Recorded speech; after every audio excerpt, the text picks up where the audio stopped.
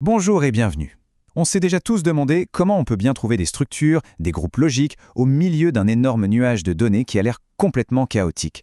Eh bien, c'est exactement ce qu'on va explorer aujourd'hui avec une méthode vraiment puissante qui s'appelle le clustering K-means. On va voir comment transformer ce chaos en quelque chose de clair et d'ordonné. Et c'est la question centrale, n'est-ce pas? Imaginez des milliers, voire des millions de points de données. Comment une machine peut-elle y voir des groupes qui ont du sens sans qu'on lui ait dit à l'avance ce qu'elle devait chercher? C'est précisément ce défi que l'algorithme K-means est conçu pour relever. Alors voici le programme. On va commencer par définir ce qu'est le clustering. Ensuite, on va s'attaquer à une question cruciale, comment choisir le bon nombre de groupes, le fameux K. Après ça, on décortiquera le fonctionnement de l'algorithme, on l'illustrera avec une analogie très simple et pour finir, on verra où est-ce qu'on le retrouve dans le monde réel. Allez, on y va. Le clustering, à la base, c'est vraiment l'art de faire des groupes de manière automatique. L'idée, c'est tout simplement de trouver des points de données qui se ressemblent et de les mettre ensemble. Si on regarde la définition un peu plus formelle, il y a deux mots vraiment importants à retenir, non supervisé et groupe homogène. Non supervisé, ça veut dire que l'algorithme apprend tout seul sans qu'on lui donne les réponses à l'avance. Et groupe homogène, ça signifie qu'à l'intérieur de chaque groupe, les membres se ressemblent énormément. Pour que ce soit bien clair, faisons une petite comparaison. En apprentissage supervisé, c'est comme si on donnait à la machine des photos de pommes et d'oranges en lui disant « ça c'est une pomme, ça c'est une orange ». En non supervisé, comme pour le clustering, on lui donne juste un tas de fruits et on lui dit « débrouille-toi, trouve-moi des groupes de fruits qui se ressemblent ». C'est un vrai travail d'explorateur de données. Et là, on arrive au premier grand défi quand on utilise K-means. Comment on détermine K? C'est-à-dire combien de groupes on demande à l'algorithme de trouver. Et croyez-moi, ce n'est pas toujours une mince affaire.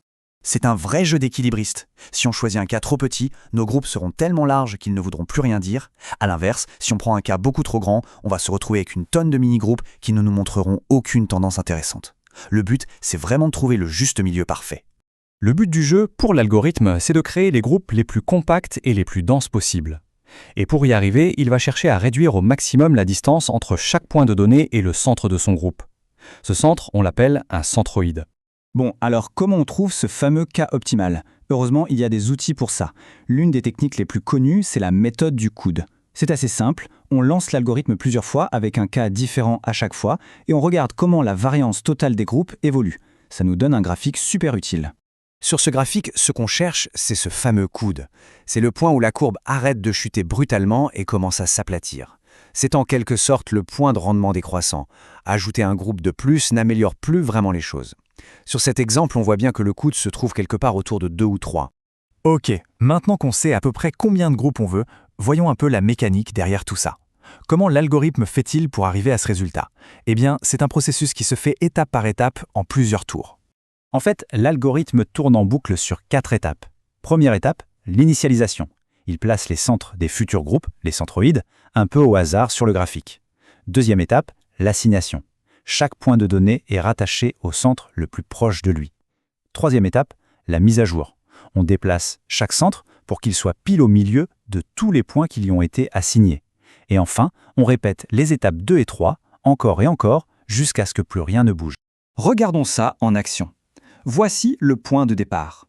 On a nos données, encore toutes mélangées, et l'algorithme vient de jeter 3 centroïdes au hasard. Pour l'instant, ils ne veulent pas dire grand-chose, ce sont juste les graines de nos futurs groupes. Et maintenant, l'assignation. Pour chaque point de données, l'algorithme calcule la distance qui le sépare de chacun des 3 centroïdes. Et chaque point est capturé par le centroïde le plus proche. On voit déjà des groupes qui commencent à se former, même s'ils sont encore un peu approximatifs à ce stade. Et c'est là que ça devient vraiment intéressant. L'algorithme recalcule la position de chaque centre pour qu'il soit exactement au barycentre de son nouveau groupe de points. Les centroïdes se déplacent donc, et une fois qu'ils ont bougé, on recommence tout le processus d'assignation. C'est cette danse, cette boucle entre assignation et mise à jour qui, tour après tour, affine les groupes jusqu'à ce qu'ils soient parfaitement stables. Et voilà le résultat final.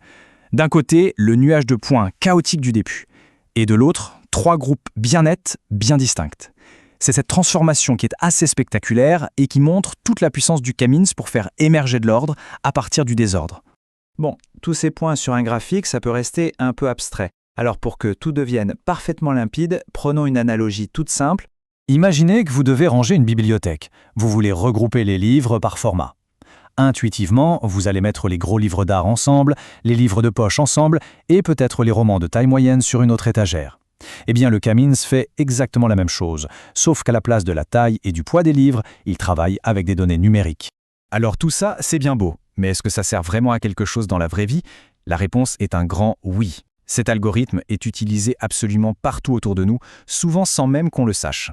Par exemple, les entreprises de marketing l'utilisent énormément pour créer des profils de clients, pour comprendre les différents segments de leur marché. En vision par ordinateur, il peut aider à séparer les zones d'une image en fonction des couleurs des pixels. Et même les moteurs de recherche s'en servent pour regrouper les résultats par thème. C'est un véritable couteau suisse de l'analyse de données. Au final, il faut voir le K-means comme bien plus qu'un simple algorithme de tri. C'est une porte d'entrée vers l'exploration de données. Il ne donne pas la réponse finale, mais il révèle des motifs, des structures, et c'est en analysant ces structures qu'on peut enfin commencer à comprendre l'histoire qui se cache derrière les chiffres.